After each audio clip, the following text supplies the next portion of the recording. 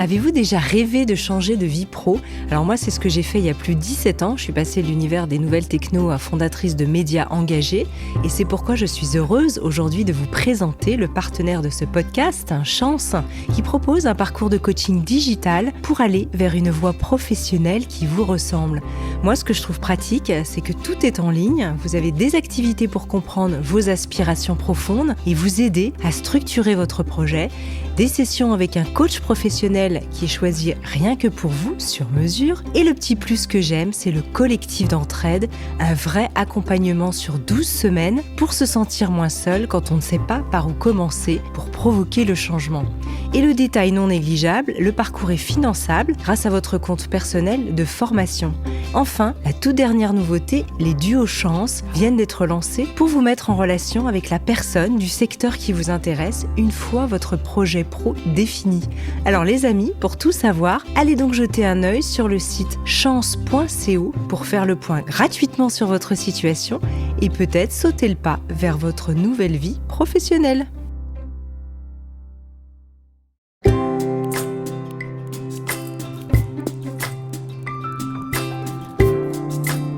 Bienvenue dans la saison 4 de Métamorphose. Chaque semaine, je vous invite à la découverte de sujets lumineux avec des personnalités qui portent une voix d'éveil des consciences. Métamorphose, le podcast qui éveille la conscience. Par Anne Guéquière, tous les lundis et jeudis, dès 7h. Nous n'avons pas tous les mêmes bagages, mais le voyage d'une vie reste le même et croire en ses rêves fait le chemin.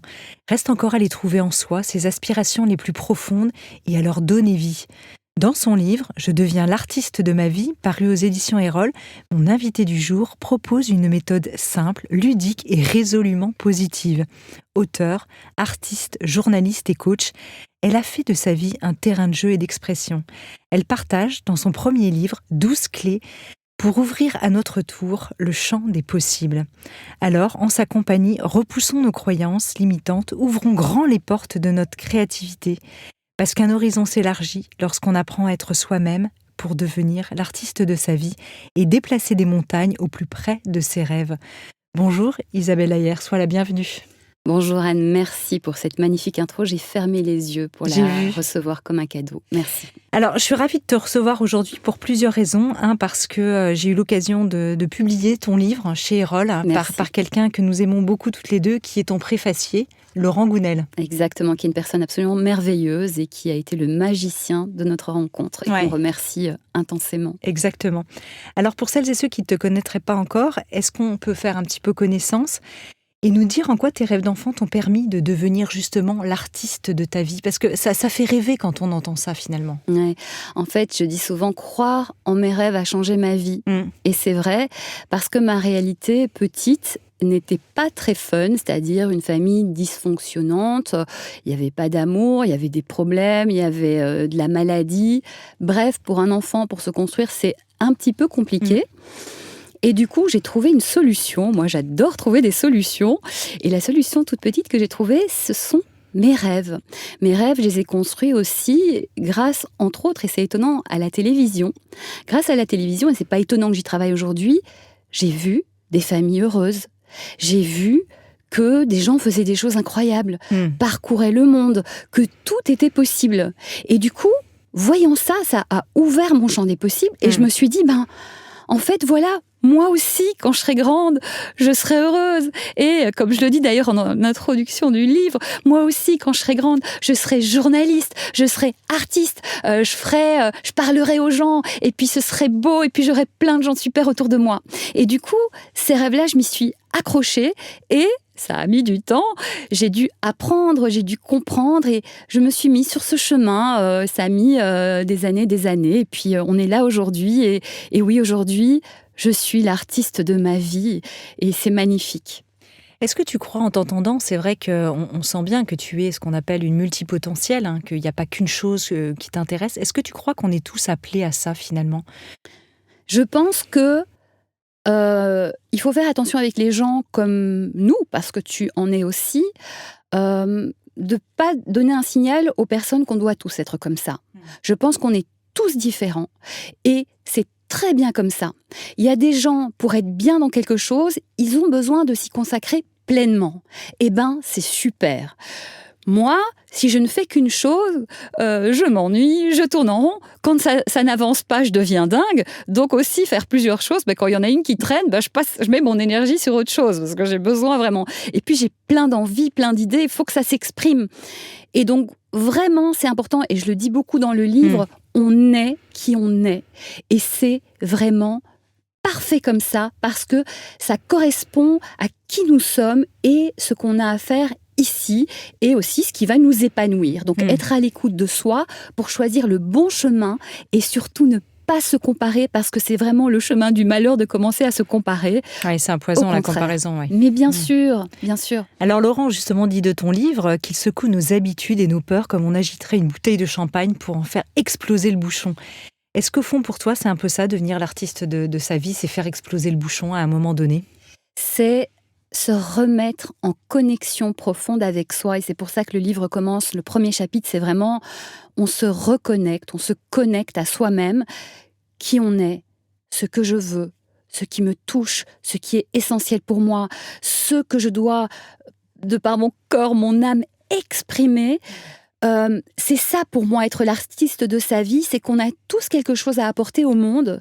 Et si tout le monde s'empêche d'être qui il est, on devient la photocopie de l'autre, on n'apporte rien au monde, c'est du gâchis pour nous et c'est du gâchis pour le monde. Tandis que si chacun va exprimer ce qu'il est, mais pas dire « regardez, je suis là pour absolument se montrer », non, juste sortir son unicité et l'exprimer pleinement. Alors certains, ce sera autour d'eux, dans leur cercle proche, et d'autres, ce sera bien plus dimensionnel. Et on s'en fiche, mais être de l'artiste de sa vie, se reconnecter à qui on est. Et ensuite, une fois qu'on sait, c'est déployer ça en fonction du chemin qui sera juste pour nous. Et ce qui est génial, c'est que quand on a déterminé, moi je l'appelle le rêve, mais ça peut s'appeler objectif, envie, tout ce qui nous tient en vie en tout cas, quand on est vraiment connecté à soi et que c'est juste pour nous, pour les bonnes raisons, le chemin va se mettre en place petit à petit, ça va être des évidences. Mais c'est vrai que quand on parle de se reconnecter vraiment à sa source et pour explorer ses rêves, on peut avoir des croyances limitantes aussi qui nous en empêchent quelque part et qui ne nous permettent pas d'accéder en profondeur à ça. Qu'est-ce que tu proposerais ? Mais en fait, c'est ça. Pourquoi est-ce qu'on n'est pas en connexion avec nous-mêmes ? Parce que initialement, c'est comme les animaux, ils sont en connexion. C'est ce qu'on nous a appris. La culture, l'éducation, les médias, nos parents pour notre bien. Mais pour notre bien, ils ont voulu nous protéger, ils nous ont transmis leurs peurs, leurs croyances, leurs limites. Donc en fait, finalement, j'utilise aussi dans le livre cette image, en fait, toutes ces choses-là, c'est les peurs, les croyances, les injonctions, les limites, tout ça, c'est comme des grosses pierres qu'on nous a mises dans notre sac à dos. Et notre travail d'adulte, c'est d'aller retirer ces pierres une à une. Et en fait, quand on a un gros sac à dos hyper lourd, on n'arrive pas à avancer, on n'arrive pas à s'envoler comme artiste de notre vie. On retire tout ça et à l'intérieur, on va y mettre ce dont on a besoin, nos ressources, ce qu'on a besoin d'apprendre aussi pour déployer nos ailes. Et voilà, en fait, c'est surtout ça, se reconnecter à tout ça pour se libérer. Et tout le monde peut le faire, mais c'est évidemment un travail. Un chemin. Et tu cites à ce propos Henry Ford qui disait que vous pensiez être capable ou pas, dans les deux cas, vous avez raison. Tout est croyance. Tout est croyance. Et même le bonheur est croyance. Oui. Donc, alors, à partir du moment où on sait ça, qu'est-ce qu'on fait ? On peut se dire, du coup, je vais travailler sur mes croyances. C'est ça aussi, la psychologie positive. Ça nous dit, ne parler qu'en positif des choses, retirer tout ce qu'il y a de négatif. Pourquoi ? C'est pas juste un principe. C'est que quand on est branché sur les fréquences négatives et qu'avec les mots négatifs et que les pensées négatives, on va les développer en nous, on va même les entretenir et on va repérer sur tout ce qui ne va pas. Tandis que si on change notre façon de voir les choses et que du coup on se dit « Ok, moi j'ai fait ça ». Petite, avec ce que j'ai pris dans le visage, comme on va dire. Comme bagage au départ. Comme bagage, c'était compliqué. Donc j'étais en souffrance, moi, petite. Donc grâce à tous ces livres de développement personnel, j'ai picoré à gauche, à droite et j'ai compris que oui, effectivement, je vais tenter ça. Et je confirme, j'ai commencé à travailler sur la façon dont je parlais. Ok, tous les mots négatifs, je suis nulle, j'y arriverai pas, personne ne m'aime et compagnie. on dégage, on remplace par des mots positifs. Ça a commencé un peu à changer ma posture, ma psychologie. Et de fil en aiguille, voilà, j'ai développé ça. Et donc, j'ai changé mes croyances, j'ai changé mon filtre. Voilà, c'est quitte à avoir des croyances, autant qu'elles soient positives, bénéfiques, qu'elles nous portent. Et ça, on peut chacun le faire. C'est une prise de conscience. C'est passé aussi pour toi par une thérapie profonde ou c'est vraiment ces outils que tu as réussi à t'approprier? J'ai fait tout, en fait. Tu as tout exploré? J'ai tout exploré. Alors, peut-être pas tout, mais oui, c'est passé par la thérapie, c'est passé par les livres de développement personnel, comme je le disais. C'est aussi passé par l'expérimentation. Vous pouvez lire le meilleur livre de développement personnel du monde. Au bout de 3-4 mois, vous avez un peu oublié les idées. Donc, il faut expérimenter. Et c'est pour ça que c'était très important pour moi que dans le livre, il y ait à chaque chapitre des exercices. Parce que quand on expérimente, et des exercices qui sont simples et à la portée de tous, quand on expérimente, on implémente, on le sent dans son corps. Et ce qui est génial, c'est que d'exercice en exercice, on prend conscience, on se rend compte qu'on est capable, et on va de plus en plus loin, de plus en plus haut. Et en fait, quand on fait ça, on se rend compte et ça donne des ailes et ça donne envie d'y aller, on se rend compte qu'on est capable. Donc, expérimenter, faire. La théorie, c'est super, mais si on n'agit pas, d'ailleurs, mon slogan de coaching, c'est l'action, c'est la solution. Mais vraiment, si on n'expérimente pas, ça reste abstrait et c'est pas comme ça qu'on va changer notre vie vraiment. Ouais, et puis on tourne un peu dans le mental, on peut vite être là-dedans. Ouais. J'aime bien aussi ta définition de la réussite, parce que souvent, ce mot réussite, il est compliqué pour moi, en tout cas, à comprendre, et je suis sûre pour beaucoup de personnes, parce que qu'est-ce que réussir une vie, pas réussir? Est-ce qu'on peut de toute façon réussir ou échouer une vie? Je sais pas si ça a tellement de sens. Et toi, tu dis, c'est atteindre la réalisation et l'équilibre personnel dans le plaisir. Alors, j'aurais bien aimé que tu reviennes là-dessus. En fait, oui, c'est ça, réussir sa vie. Toutes ces injonctions, j'ai envie de dire, de l'ancien monde, en tout cas, qui était d'être riche, d'être directeur, d'avoir une belle maison, une belle voiture, tout le tralalala. On s'est rendu compte que c'était pas le bonheur. Donc finalement, c'est quoi le bonheur? Qu'est-ce qui fait qu'on a une belle vie? Eh bien, c'est justement déployer tout ce qu'on a en nous, tout ce qu'on a à offrir, à apporter. Et sur ce chemin-là, eh bien, finalement, tout le matin, on se lève, c'est pour être heureux, c'est pour être pas autre chose que d'être heureux, et c'est ce à quoi on aspire. Et donc finalement, si on est heureux tous les jours de notre vie, en choisissant un beau chemin, des activités qu'on aime, en étant entouré de belles personnes, eh bien, on aura été heureux toute notre vie. Voilà, c'est quoi d'autre la réussite? Être heureux, être bien, être comblé, partager, aimer. Je veux dire, on voit bien que les gens qui ont plein d'argent et de succès, il y en a plein, ils sont malheureux comme des pierres. Donc on a bien vu que c'était pas la réussite. On voit bien que c'est pas des gens qui sont, je sais pas, des grands directeurs de je sais pas quoi. C'est pas ça. Alors ça n'empêche pas, on peut être directeur et très heureux. Mais en tout cas, voilà, c'est s'épanouir et à partir de toujours son âme, son cœur et ce qu'il y a en nous. Et être heureux, c'est aussi plonger, traverser ses ombres? En fait, c'est évidemment, on n'est pas des bisounours à dire que voilà, la vie c'est toujours facile et c'est toujours, on plane toujours. Moi j'adore ce que les bouddhistes disent là-dessus, c'est que ce qu'on peut changer, on le change, et puis ce qu'on peut pas, faisons avec. Moi j'ai envie de dire dansons avec. Mais j'ai quand même remarqué, quand il nous arrive des tuiles, ces tuiles, si on en fait quelque chose, eh bien ça devient des cadeaux. Parce que ce qui nous arrive, bon évidemment pas si un avion te tombe sur la tête, mais ce qui nous arrive souvent dans la vie, et moi, j'ai remarqué, et je constate aussi avec les gens que j'accompagne, c'est que c'est des choses qu'on n'a pas comprises, en fait, et qu'on doit apprendre. On doit se recentrer, on doit peut-être changer des choses, parce qu'on évolue, et notre situation évolue, et il y a des moments, il y a des situations qui sont bien pour nous, et puis avec notre évolution personnelle, mais aussi l'évolution du cadre autour de nous, finalement, à un moment, c'est plus bon pour nous. Mais on ne le voit pas toujours, on n'a pas toujours envie de le voir. Et voilà qu'arrive un choc au boulot, par exemple, ou finalement des soucis de santé et tout ça. Maladie, c'est quand même le mal qui a dit. Oui.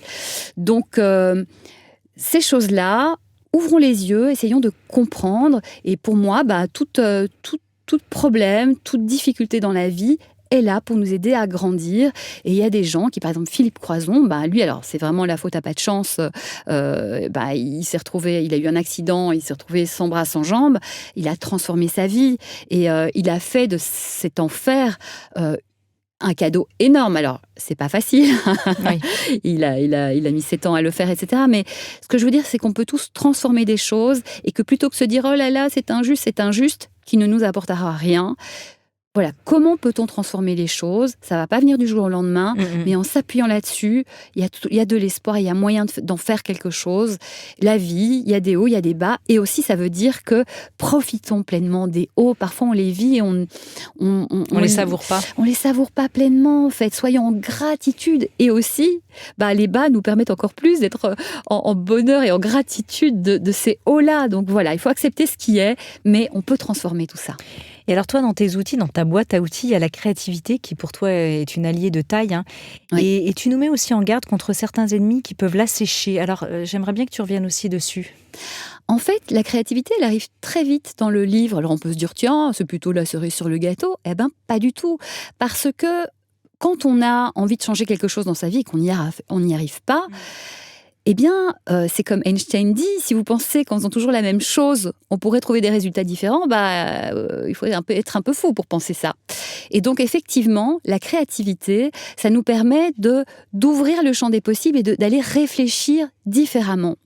Quand on n'arrive pas à trouver de solution, c'est qu'on est en vase clos et que, donc, du coup, effectivement, en travaillant cette créativité, on va commencer à ouvrir le champ des possibles, à réfléchir différemment, à trouver d'autres solutions. Et pour la créativité, j'ai quelques exemples de comment développer sa créativité. Ça va être des choses très simples, mais déjà commençons simplement. Moi, je suis adepte de la simplicité, que tout le monde ait accès à ça, et par les choses les plus simples, on peut faire de grands changements. Par exemple, pour travailler votre créativité, qu'est-ce que vous pouvez faire ? Vous pouvez, par exemple, essayer ce que vous faites tous les jours, de le faire différemment. Par exemple, quand vous allez au boulot, essayez de trouver d'autres chemins. Et parfois, essayez de ressentir, tiens, aujourd'hui, j'ai plutôt envie d'aller par là. Tiens, aujourd'hui, je vais essayer un autre chemin que j'ai jamais pris. On ne sait pas, peut-être que je vais trouver autre chose. Ça veut dire, on a tous plein de vêtements dans notre armoire qu'on ne met jamais. C'est bien connu, on tourne un peu avec les vins même. Allez chercher autre chose, habillez-vous différemment, pas besoin d'aller racheter d'autres vêtements, ressortez tout et inventez, créez d'autres combinaisons. Ça peut être au supermarché, on mange un peu toujours la même chose aussi. Trouvons d'autres plats, d'autres aliments, assaisonnons différemment. Enfin, voilà, réinventons des choses. Sortir de sa zone de confort, en fait. Voilà, étonnons nos compagnons, nos enfants, nos amis, faisons des surprises, inventons des choses. C'est vraiment sortir de ça, sortir de sa zone de confort. J'ai envie de dire, plus dans le jeu, parce que sortir de sa zone de confort, du coup, on se dit « Aïe, ça va être inconfortable ». Non, soyons des aventuriers de notre vie et inventons des choses, voyons où ça nous mène. Qu'est-ce qu'on risque ? Franchement, pas grand-chose. Alors, tu proposes aussi de faire un petit exercice de 15 minutes tous les matins, c'est d'écrire, par exemple. Oui, alors ça c'est quelque chose, alors j'ai évidemment fait des études de coaching, une année, j'ai déployé plein de trucs, mais ça c'est un exercice qui a été le bilan d'une année d'atelier d'écriture que j'ai suivi. Et à la fin de cette année-là, on écrivait donc tous les 15 jours, c'était j'ai tout relu. Et là, j'ai pris conscience de trucs de ma vie, mais un truc de malade. J'ai lu à travers les lignes et je répétais un peu la même histoire, etc. Mais ça m'a donné des clés. Et je me suis dit, cette prise de conscience-là, il faut que je l'offre en cadeau parce que il faut que j'en fasse quelque chose. Et du coup, l'idée de faire ces 15 minutes par jour au moment qui nous ira le mieux, on choisit, ça permet en fait déjà de sortir des choses qu'on a en nous et puis quand on les relit, voilà, on prend conscience de choses. C'est très étonnant parce qu'on pense être en conscience et vivre en conscience, en tout cas d'une certaine manière. En relisant, et vous allez voir, mais essayez, mais vraiment essayez, vous allez découvrir des choses de vous, vous allez trouver des clés de vous. Des pépites. C'est incroyable. Alors, tu parles aussi du jugement qui, pour toi, est une des clés. Tu en as un petit peu parlé tout à l'heure en disant arrêtons de s'apitoyer parfois sur notre propre sort où on est en train de ruminer la victime en moi et qui finalement, à nouveau, nourrit la victime. Parfois, on n'arrive pas à sortir aussi de ce cercle un peu infernal. C'est-à-dire qu'effectivement, dans notre cerveau, ce sont des boucles automatiques. Et pour débrancher ça peut être compliqué pour certaines personnes. Comment faire ? Le jugement de l'autre, ça nous a été implémenté. C'est quand on est petit, c'est il faut que tu sois le meilleur à l'école. Ces injonctions. Attention, qu'est-ce qu'on va dire de toi, etc. Donc voilà. on nous a mis ça dans la tête. Alors, c'est pas méchant, mais c'est pas bon pour nous parce que effectivement, aujourd'hui, on se retrouve à qu'est-ce qu'on va penser de moi ? Et il y a des tas de gens qui vont passer à côté de leur vie parce que si je rate, qu'est-ce qu'on va penser de moi ? Ou si j'exprime ça de moi, qu'est-ce qu'on va penser de moi ? C'est horrible. C'est un enfer. C'est une prison. Donc, il faut sortir de ça. En tout cas, si on a envie de vivre la vie qui nous ressemble, c'est essentiel de trouver comment sortir de ça. Alors, comment sortir de ça ? Déjà, dites-vous que les gens, ils ont autre chose à penser qu'à passer leur vie à se dire non mais regarde, cette personne elle fait ça, et puis ils vont pas en parler pendant 10 ans, peut-être qu'ils vont le dire une fois ou 2 fois, mais voilà. Et franchement, mais qu'est-ce que ça va changer à votre vie, quoi ? Déjà, ça c'est quelque chose d'essentiel, c'est de relativiser l'importance. Et puis parfois, on donne du poids et on laisse des gens choisir pour notre vie, alors que ces gens, on les connaît à peine, quoi. Donc c'est revenir à soi, c'est revenir à ce qu'il y a d'essentiel pour nous, c'est revenir à...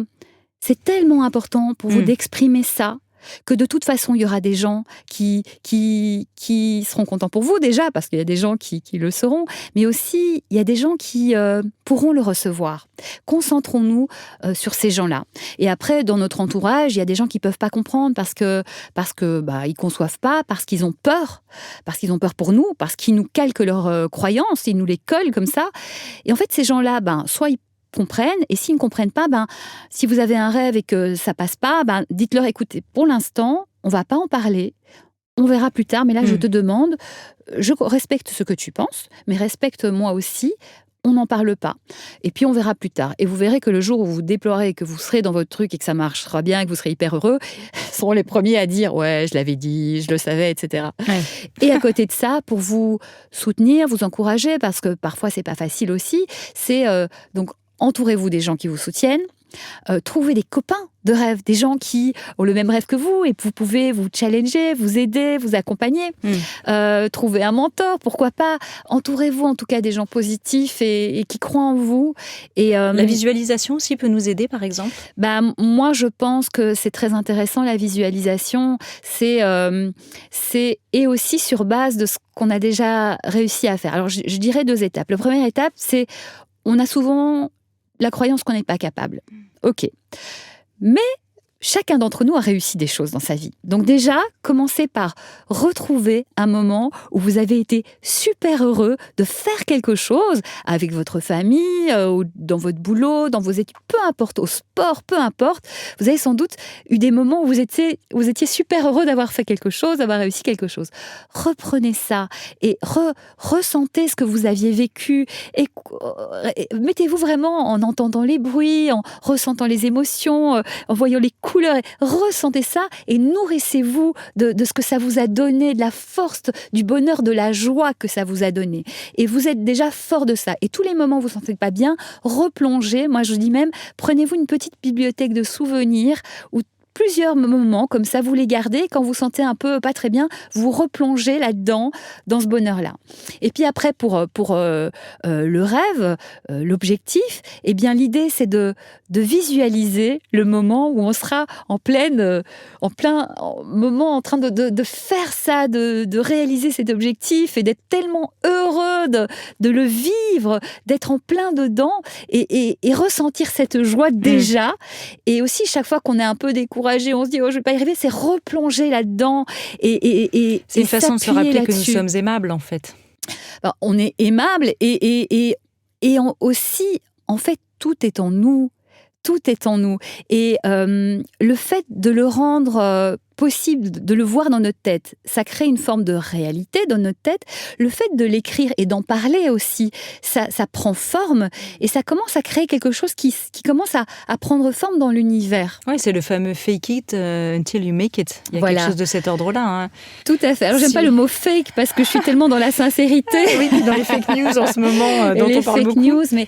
Non, mais c'est Bruce Lipton qui dit ça, effectivement, mais dans la biologie des croyances. En fait, si à un moment donné, et on le fait beaucoup chez les sportifs, souris dans un marathon parce que du coup, tu vas envoyer à ton corps l'information, etc. Oui, ou quand, par exemple, on dit à quelqu'un, tu rêves d'être directeur de ton secteur, si tu t'habilles en basketteur, c'est sûr que les gens ne vont pas te voir et toi tu ne vas pas te sentir, donc tu ne vas pas envoyer les bons signaux. Donc le fait de se visualiser aussi et de le vivre intérieurement en projection, ça permet d'envoyer à son corps des signaux et quand on ressent ça, eh bien c'est la loi de l'attraction dont je parle également. C'est un moment quand on ressent pleinement les choses, il y a quelque chose qu'on émet qui est différent, c'est de l'imperceptible, mais qui est donc reçu différemment. Et d'où aussi la force de la psychologie positive et tout ça, ça infuse en nous, mais ça émerge et on ne s'en rend pas toujours compte, mais vraiment, l'autre le reçoit dans son inconscient et a d'autres réactions par rapport à nous. Alors, dans ton livre, ce qui est amusant aussi, c'est que tu cites plusieurs artistes célèbres, enfin amusants et inspirants, qui t'ont confié certaines expériences de vie. Notamment la chanteuse et comédienne Marianne James. Pourquoi est-ce que tu as choisi son témoignage ? Est-ce que tu as envie de nous le raconter ?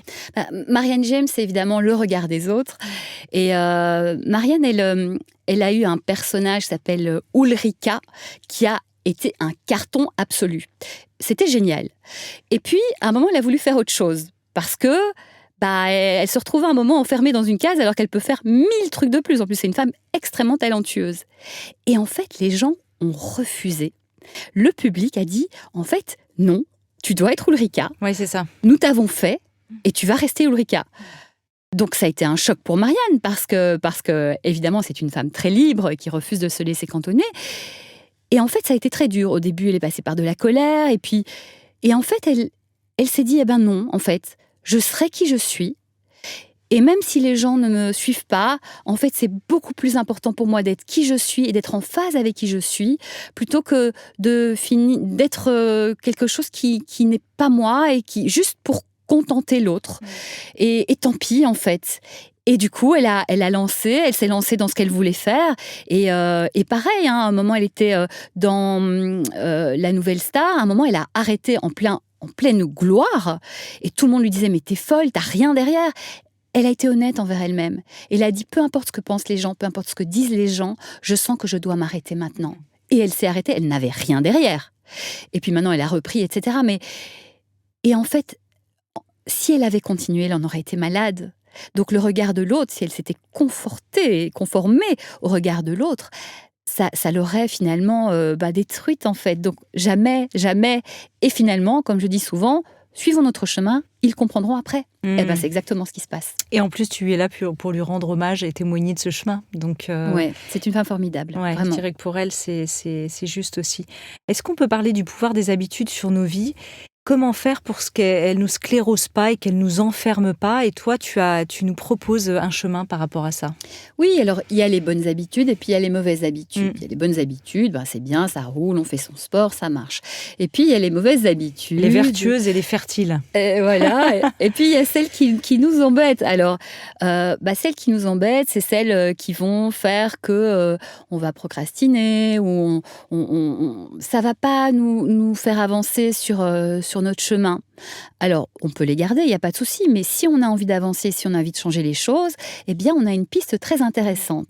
C'est déjà commencer par se dire, OK, on va faire un petit tableau, quelles sont mes bonnes habitudes, quelles sont mes mauvaises habitudes, qu'est-ce qui m'empêche, le fait de, par exemple, je me suis dit que j'irais 3 fois au sport ou 5 fois au sport par semaine, et puis j'y vais pas. Eh bien voilà, où est-ce qu'il y a des choses qui coincent ? Et puis derrière, la nature ayant horreur du vide, on va remplacer les mauvaises habitudes par des bonnes habitudes. Après aussi, parfois, il y a des choses qu'on se met en tête, mais qui sont, par exemple, se dire je vais faire 5 fois du sport par semaine, ça tient pas. Donc il vaut mieux une bonne habitude petite que aussi des choses un peu. Il y a un moment, voilà, allons-y petit à petit. Donc l'idée, c'est vraiment de voir quelles sont les mauvaises habitudes. Par exemple, je mange trop. Comment je pourrais changer ça ? Un exemple qui marche très très bien, si vous mangez trop et que vous n'arrivez pas, c'est ayez quelque chose de super à faire après votre repas. Ça n'empêche pas de bien le savourer, mais si vous avez un truc super important qui vous tient à cœur, vous n'allez pas rester pendant 12 heures à manger, à vous resservir, parce que derrière, vous ne savez pas trop quoi faire.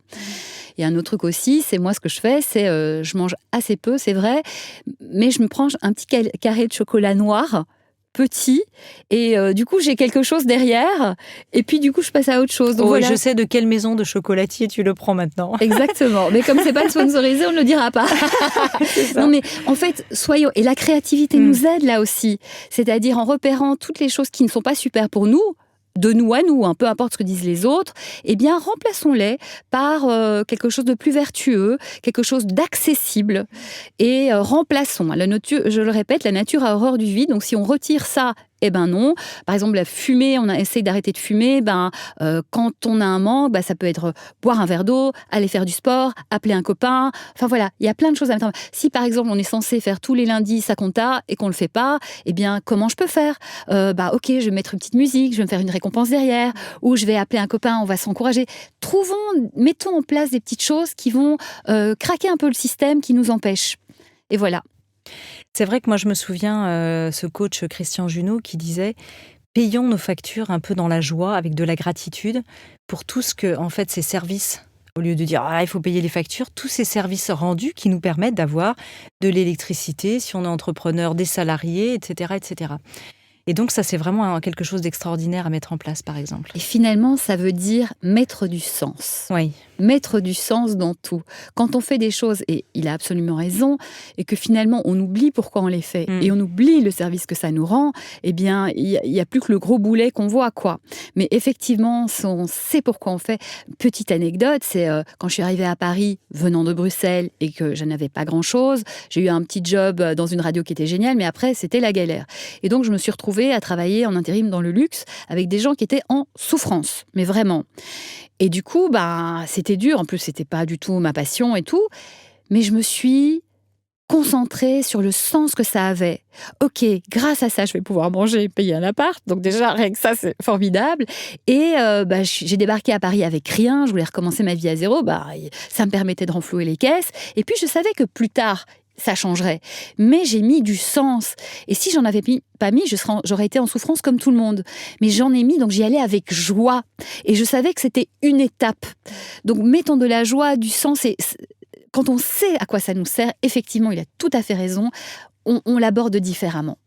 Tu avais ça enfant en toi, vraiment, c'est une forme de résilience, c'est-à-dire ce sens justement de la joie, de la gratitude, d'aller de l'avant, etc., qu'on sent quand même dans ta personnalité aussi. Tu sais, en moi, petite, non, j'étais vraiment en souffrance. J'étais pas bien. Mais j'ai toujours essayé de trouver des solutions. Ça, c'est un caractère que j'ai. Et de comprendre et d'inventer des choses quand même. On avait une bibliothèque et donc j'ai eu accès un peu plus tard aussi à des livres de psychologie, etc. Donc ça, c'était sympa. Mais par exemple, une anecdote très étonnante, parce que je pense que je suis la personne la moins timide que je connaisse. J'adore, c'est rare d'entendre ça. Ah non, mais c'est dingue, moi je parle à tout le monde, mais partout, mais j'adore. Mais moi, venant de Belgique, l'autre était un copain, ouais, tu vois, ça. Donc voilà. Je suis la personne la moins timide que je connaisse, mais vraiment, c'est bon ça. Un truc de dingue. Ouais. Et parce que je dis, ok, comment on va rigoler avec la personne ou comment on va connecter avec la personne qui est en face de moi. Et du coup, quand j'étais petite, un truc de fou, c'est que, mais même aller acheter du pain, c'était une torture pour moi. C'était un enfer. Ah, on n'imagine pas. J'étais terrorisée. Mais j'y allais. Voilà. Ça, c'est un truc, mais merci la vie, je ne sais pas à quoi, merci. J'y allais et je me forçais. Et voilà, je devais prendre mon courage à deux mains. Je tournais devant la boulangerie pendant 5 minutes avant d'y aller et je faisais bon, voilà.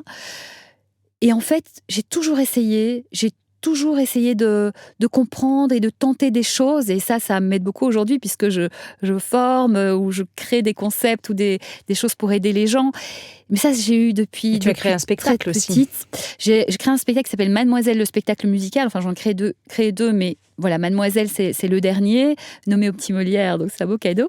Et l'idée, ce spectacle, c'est un spectacle de développement personnel, en fait, qui dit pas son nom, c'est un spectacle feel good. Et en fait, c'est l'histoire d'une femme qui part à la conquête de ses rêves et qui a des hauts et des bas, qui finit par réussir, mais en comprenant que c'est pas grâce aux autres, grâce à des apparats, grâce à l'argent, grâce à la célébrité qu'elle va être heureuse, mais en fait, en allant sur son chemin à elle et en déployant ses ailes aussi, expression que j'adore. Et donc voilà, en fait... Vraiment, donc petite, voilà, j'étais pas comme ça, mais c'est une bonne nouvelle parce que ça veut dire que si vraiment on y va, on va sur ce chemin, on s'autorise aussi à... Moi, j'ai pas tout fait je me suis beaucoup plantée, il y a des hauts et des bas, on y arrive, on se plante. Mais chaque fois qu'on se plante, tirons-en une leçon. On apprend à ne pas faire. Comment ? Bon, ça, je sais, il ne vaut plus faire ça comme ça. Ok, je vais tenter autre chose. On est cool avec nous-mêmes.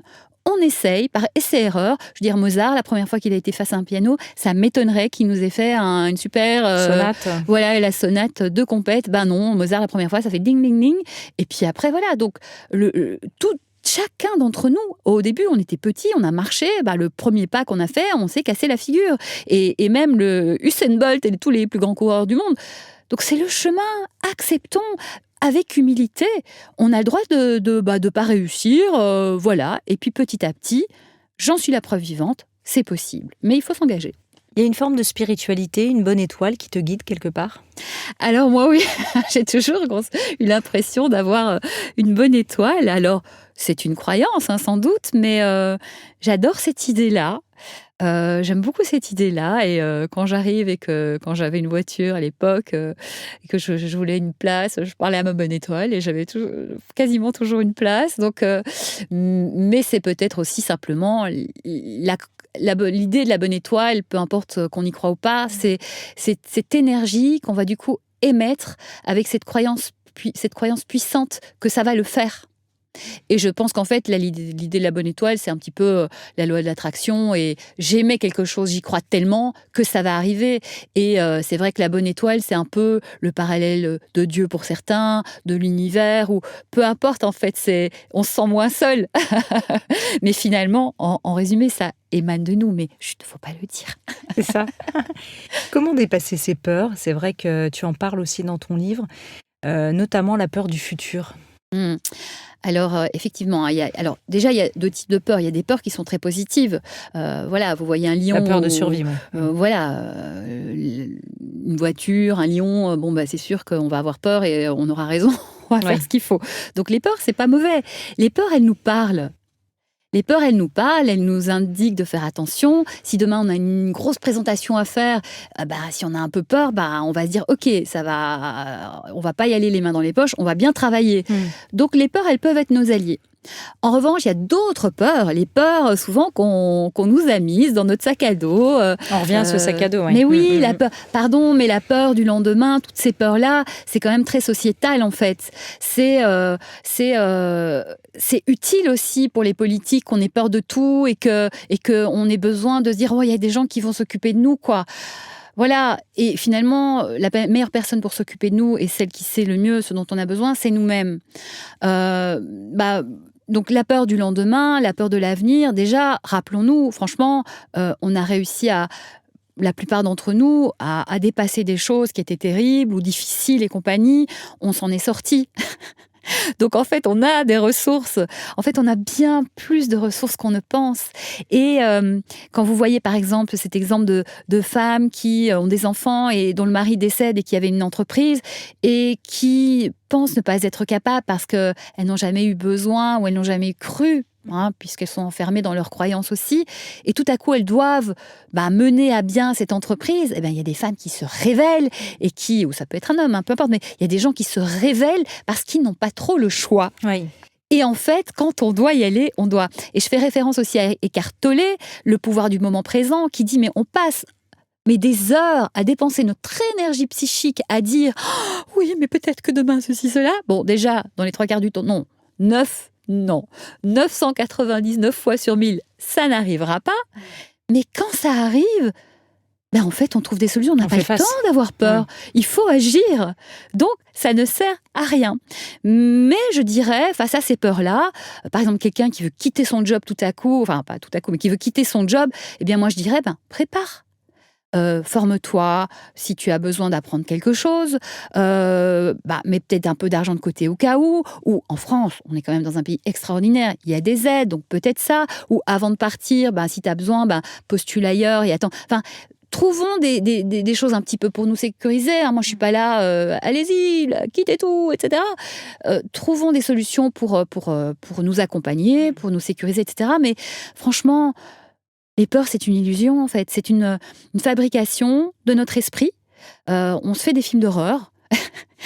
qui n'arrive en général pas. Donc évitons ça parce que ça peut nous empêcher aussi de vivre notre vie et vraiment de faire ce qu'on a profondément envie de faire, et c'est du gâchis total. Et d'ailleurs, je peux citer cette étude de l'infirmière australienne Bronnie Ware, dont le métier donc était d'accompagner les mourants, et qui a découvert qu'en fait la majorité des gens sur leur lit de mort, un des premiers énormes regrets, c'est de ne pas avoir vécu la vie à laquelle ils aspiraient, leur vie en fait, parce qu'ils ont eu peur. Et ça, c'est horrible. Mais ça pose aussi cette question des aspirations et de bien discerner où est mon élan, où est mon désir. Parce que parfois, qui parle à l'intérieur de ce désir ? Est-ce que ce sont mes injonctions, mes croyances, mes limites, ce qu'on attend de moi, ou est-ce que c'est quelque chose qui me dépasse et qui me traverse ? C'est pas toujours facile. C'est pas facile du tout. Je pense que voilà, la connexion à son âme, son cœur, qu'est-ce qui nous fait vibrer, les exercices au début du livre dont je parlais. Et puis après, si on sait vraiment, vraiment pas, vous savez quoi ? Allons-y, tentons, allons voir. Expérimentons. Expérimentons. Et même si on se dit, ah ben non, c'est pas pour nous, super, au moins on sait. Et du coup, ça retire ça et ça ouvre le champ à autre chose. Ouais, ça élimine des pistes. Et tu dis aussi que c'est important de voir la vie comme un grand terrain de jeu, c'est un peu ce que tu dis à l'instant, et que de prendre du plaisir qui est parfois encore considéré un peu comme suspect. C'est vrai que parfois, quand on prend trop de plaisir, on peut avoir tendance, en plus on est dans une société empreinte de notre culture judéo-chrétienne, et c'est vrai qu'on peut culpabiliser. Oui, alors ça, je t'avoue que c'est très, très loin de moi. Se dire que la vie est un jeu et y aller avec joie. J'aime bien l'idée du jeu parce que, en fait, du coup, ça dédramatise. Ça veut dire qu'on peut tenter des trucs et les rater. Moi, quand je rate des trucs, je fais ok, c'était pas ça. And so what? Next. Oui. Et j'apprends des choses et je tente des choses, j'apprends, je m'enrichis et tout ça. Cette joie, mais je pense que les gens, en plus, ils sont très réceptifs à quand on vibre et qu'on... Toute cette joie qu'on offre, moi, j'ai beaucoup de retours positifs au contraire de ça, par rapport à ça, parce que ça fait du bien, parce qu'on pense qu'on n'a pas le droit à la joie. Mais moi, je vous le dis, moi, je vais partout avec joie, enthousiasme, bonheur, partage. Ça fait du bien aux gens. Donc, sortons de cette croyance qu'on n'a pas le droit d'être en joie et compagnie. Et après, s'il y a des gens qui n'ont pas résolu leurs problèmes et qui, plutôt que de travailler sur eux, vont vous critiquer, moi, ces gens-là, je suis triste pour eux, en fait. Parce qu'ils seront jamais heureux. Mais je vais pas les laisser me limiter, en fait. Parce que moi, je veux être heureuse, maintenant, c'est bon. Voilà, donc à chacun de nous de... Franchement, le jeu, la joie, le bonheur, le partage, c'est ce qu'on disait tout à l'heure. Hein, on vit dans le but d'être heureux. Sinon, à quoi ça sert tout ça, quoi ? Oui, tu nous proposes aussi un joli objectif qui est dans le quotidien de trouver ce qui nous relie aux autres. Et ça, c'est important. Et tu dis qu'on peut le faire évidemment avec tout le monde. Un voisin, un collègue, un commerçant du quartier. Tu parlais du boulanger que tu n'osais pas aller voir quand tu étais petite. Mais voilà. En fait, c'est aussi cet aspect-là. Donc là, on a parlé beaucoup qui on est, ce qu'on veut, comment dépasser ses limites, etc. Et puis, on est des êtres sociaux. Et l'autre, c'est quelque chose, j'allais dire, mais c'est vraiment c'est quelqu'un, c'est plein de gens, mais c'est essentiel pour nous, l'autre. Et donc, comment vivre avec l'autre ? Déjà, l'autre, on peut se dire, beaucoup de gens pensent que l'autre, c'est un danger, c'est un ennemi, etc. En fait, non. Déjà, l'autre, ça peut être une ressource. L'autre, il peut nous permettre de prendre conscience, etc. Et il y a un exercice que je donne, déjà aussi, c'est que pourquoi on ne rencontre pas bien l'autre ? C'est parce qu'on parle beaucoup de soi et qu'on n'écoute pas vraiment. Et en fait, il y a un super exercice que je vous propose. C'est pendant une semaine, chaque fois que vous rencontrerez quelqu'un, vous allez lui parler, vous allez lui poser plein de questions sur qui est cette personne et essayer de trouver des points communs. Et en fait, vous allez découvrir... Sans lui dire. Sans lui dire, on discute, mais plutôt que toujours dire moi j'ai fait ça, et toi, et qu'est-ce que tu fais, quelles sont tes passions, et voilà, et tu viens d'où, etc. Et vous allez voir que vous allez parfois découvrir des choses incroyables, et puis essayer de trouver les points communs. Et on a toujours, d'une manière ou d'une autre, des points communs avec l'autre. Et du coup, l'autre, on le voit différemment. Ça crée une relation, ça crée ces points communs, ça crée une proximité. Et finalement, vous allez vous rendre compte que finalement, on est tous reliés en fait. On est tous reliés d'une manière ou d'une autre. Et du coup, vous appréhendez le monde différemment et peut-être plus à la belge, comme je dis. C'est-à-dire que l'autre est un potentiel copain à nous à trouver à Ils quel sont endroit. plus comme ça, vraiment, les Belges? Tu le sens? C'est beaucoup plus simple, en fait. Il y a moins de posture. On tutoie beaucoup plus les gens très, très facilement. Et on ne prend pas les gens en fonction de la hiérarchie. On prend les gens en fonction de ce qu'on ressent. C'est-à-dire que on peut être pote avec un grand boss de je ne sais pas quoi, comme avec le balayeur qui est sans doute quelqu'un de formidable, mais qui, dans l'échelle sociale, n'est pas le plus élevé. C'est pareil pour nous. Tandis qu'ici, j'ai bien vu que moi, j'ai vu des gens ne pas dire bonjour à une femme de ménage parce que c'est la femme de ménage. Et alors, moi, discutant avec cette femme de ménage, je découvre que cette femme, en fait, elle est juriste, elle vient du Maroc, qu'elle a 2 maisons au Maroc, et qu'en fait, elle a un sourire, mais bien plus grand que plein d'autres gens, et que c'est une femme d'une générosité, d'une gentillesse, qui est lumineuse, rayonnante, et c'est une relation formidable, magnifique. Oui.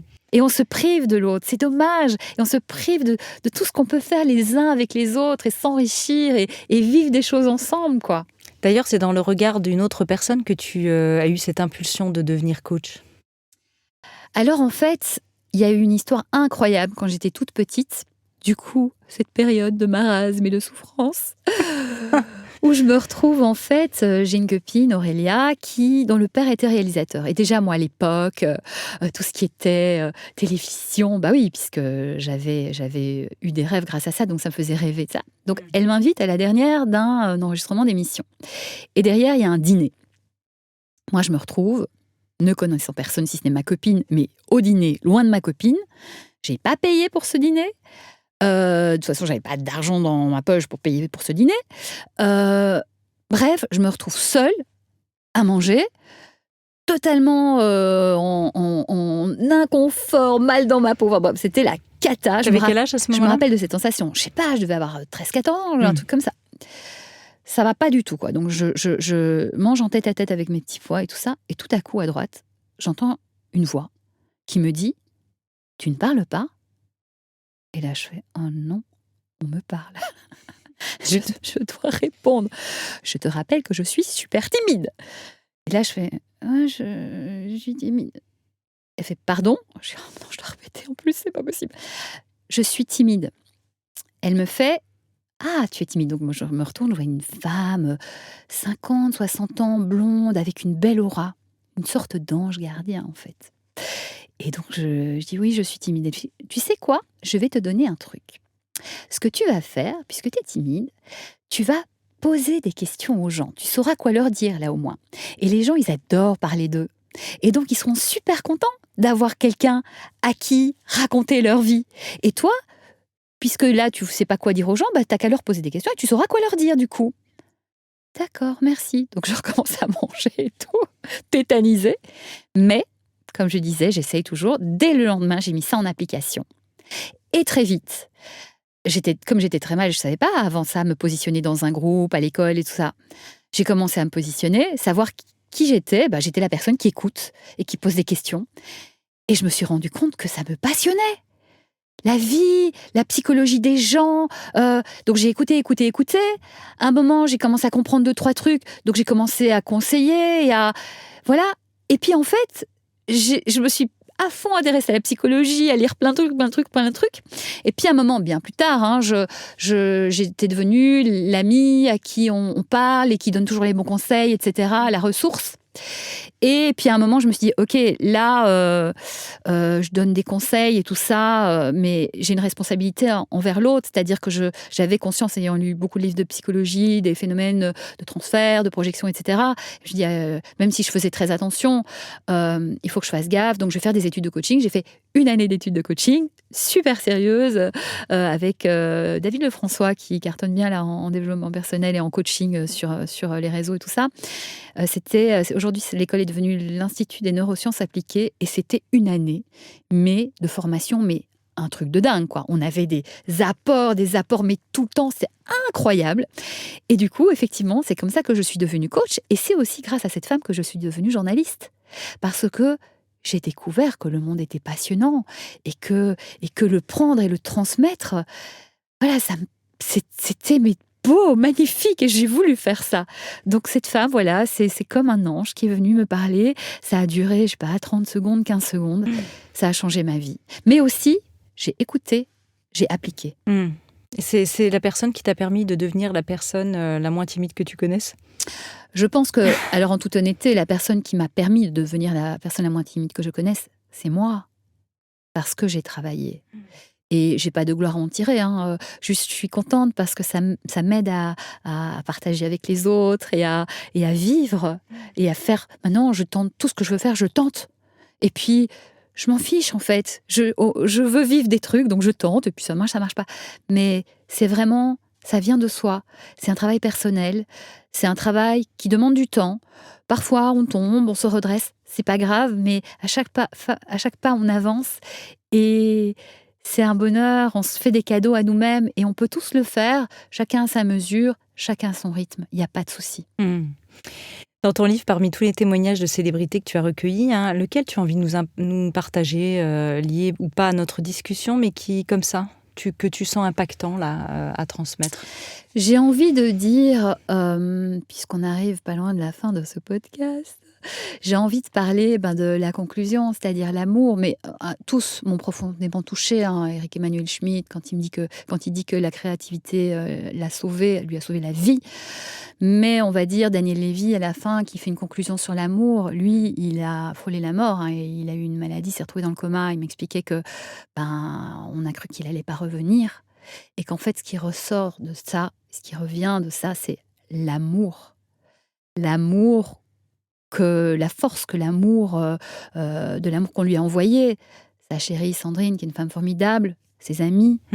Ses fans, tous les gens qui l'aiment, et que finalement, et c'est pour ça que je finis le livre avec l'amour, finalement, c'est la puissance la plus forte, c'est quelque chose qui finalement nous unit tous, nous réunit tous et nourrit chaque être. En fait, avec toute cette gratitude, cette reconnaissance et se nourrir d'amour, en fait, si on se nourrit d'amour, on se fait du bien, on est heureux. Et finalement, on partage ça à l'autre. Et je pense que la réponse ultime, c'est ça, en fait. C'est l'amour est la réponse ultime. Alors, ça peut paraître ballot dit comme ça, mais je pense que si chacun de nous se rappelle des moments les plus heureux de notre vie, vraiment, l'amour était au cœur de ces moments-là. Exprimé d'une manière ou d'une autre, mais l'amour était plein à ce moment-là, même si on était hyper heureux d'avoir réussi quelque chose, il y avait quelque chose qui nous dépasse. Et je pense que ce qui nous dépasse, l'amour est là, quoi, ne peut être que présent. Comment aimer l'autre, justement, dans sa différence et s'enrichir aussi de ça, l'aimer pleinement avec sa différence ? Alors, réponse qui va peut-être paraître étonnante, mais déjà, on s'aime en soi. Parce que si on ne s'accepte pas soi, on n'acceptera pas l'autre. Et on fera semblant d'aimer l'autre, on ira vers l'autre, on cherchera son amour pour pas forcément les bonnes raisons. Pour combler. Pour attendre de lui qu'il nous comble et compagnie. Et en fait, dire s'aimer, aime-toi, etc., c'est peut-être compliqué. Mais on va dire, sois ton propre copain, sois ton meilleur ami. Et accepte tes imperfections, parce que de toute façon, qui est parfait ? Franchement, vous connaissez quelqu'un de parfait ? Appelez-moi. J'aimerais bien le rencontrer parce que ça doit être très bizarre. Donc, juste se dire, ok, je suis imparfaite, c'est pas grave, il y a des tas de trucs que je sais super bien faire ou qui sont beaux en moi, concentrons-nous, c'est toujours le côté positif, concentrons-nous et après ce qu'on veut améliorer, améliorons-le. Voilà, tout va bien. Une fois qu'on accepte qui on est, eh bien, appréhender l'autre de la même manière. Ok, je suis pas parfaite, l'autre ne l'est pas. Mais voyons ce qui est positif dans l'autre. Qu'est-ce qui est beau chez l'autre ? il y a plein de choses quand on cherche, quand on s'ouvre. Il y a des choses magnifiques chez chacun d'entre nous. Il y a des courages incroyables chez chacun d'entre nous. Moi, souvent, je me dis, OK, cette personne, ayant été un enfant en difficulté, blessé, en souffrance, je pense que la plupart d'entre nous ont eu ça d'une manière ou d'une autre, en fait. Et moi, je vois ça aussi en l'autre, et je me dis, OK, cette personne fait comme elle peut. Et on est tous des rescapés de notre enfance, mais il ne faut pas se culpabiliser. Et voilà, on est tous des artistes de notre vie et des aventuriers. Et finalement, en se disant, l'autre, voilà, est un potentiel copain, et il n'est pas parfait, il en a bavé, en fait. Allons-y, soyons cool. Et voilà. Et après, on a aussi le droit de ne pas sentir des gens. On ne va pas faire semblant, on va pas avoir un discours genre « tu dois aimer tout le monde ». Non, il y a des gens qu'on ne sent pas. On a le droit de ne pas les sentir. En revanche, tout être, quel qu'il soit, a le droit à du respect. On aspire à ce que tout le monde nous respecte. C'est la base aussi d'offrir à l'autre ce qu'on veut pour nous. Donc voilà, offrons-leur le respect. Maintenant, passons pas notre vie avec eux. Mais voilà, c'est la sincérité, l'honnêteté. Et puis, mais il y a tellement de gens formidables. Et quand on se connecte au côté formidable, au côté beau, à toutes les qualités aussi de ces personnes, ça aide aussi à l'amour. Mais tranquillement, voilà, en se respectant, quoi. Génial, on a fait un bon tour d'horizon, Isabelle Lahière, de ton ouvrage, et puis de ces 12 clés. On ne les a pas passées toutes en revue, mais l'idée, c'est aussi peut-être d'approfondir ce que tu fais, et puis peut-être d'aller te voir sur scène, etc. Voilà. Alors, pour faire jaillir en chacun de nous cette créativité, la légère et pétillante, de toute façon, quand on t'entend, on sent que ça pétille dans tous les sens. Alors, je rappelle le titre de ton ouvrage, on l'aura compris, « Je deviens l'artiste de ma vie », qui est paru aux éditions Erol. Pour continuer à te suivre, il y a tes réseaux sociaux, évidemment, et ton site, isabellelahière.com. À bientôt, Isabelle. Merci beaucoup, Anne. À très bientôt. Si vous avez aimé ce podcast, n'hésitez pas à lui donner 5 étoiles sur Apple Podcast ou sur votre plateforme préférée. Découvrez mes invités en avant-première sur Instagram à l'adresse Métamorphose Podcast et surtout, abonnez-vous pour ne manquer aucun épisode. Retrouvez en librairie mon livre issu du podcast Métamorphose, éveille ta conscience, 33 rencontres essentielles pour être soi aux éditions Erol, ainsi que mon tout nouvel oracle du Scarabée d'or chez le même éditeur. Et enfin, pour nous soutenir, participer au cercle de discussion ou rencontrer en direct nos invités, rejoignez dès maintenant la tribu Métamorphose à l'adresse patreon.com/métamorphose. Merci. Métamorphose, le podcast qui éveille la conscience. Par Anne Guéquière, tous les lundis et jeudis, dès 7h.